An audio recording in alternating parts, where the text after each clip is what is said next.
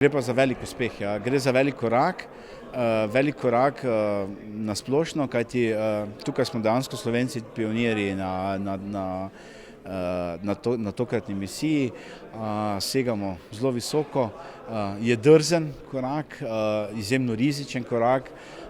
Če gledamo, vsaka taka misija ima nekako 3 pomembne korake. Prvi korak je pač priprava in izdelava satelita, verifikacija satelita, nato utirjanje z nosilno raketo in nato pač vzpostavljanje komunikacije in pa vzpostavljanje pravilnega delovanja.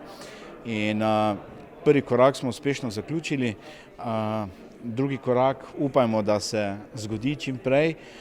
Tretji korak je pa potem seveda spet izziv, namreč smo na izjemno veliki razdalji.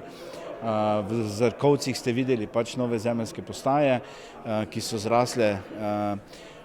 Tukaj zahvala podjetju Skylabs, da je bilo pripravljeno narediti tovrstno investicijo, ki verjamem, da ni bila majhna, in Univerzi v Mariboru pravzaprav dati v uporabo za raziskovalne in izobraževalne namene to infrastrukturo, ki nam bo seveda pri tej misiji izjemno koristila. Torej se nadejamo, da bo signal še danes po noči.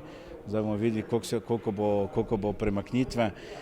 Načeloma je bilo planirano, da če odletimo 13 uri 13 minut, 2 uri pa 9 minut je potem separacija samega nanosatelita, in prvi uporaben prelet je bil načrtovan za ob 11 uri nekaj minut danes ponoči.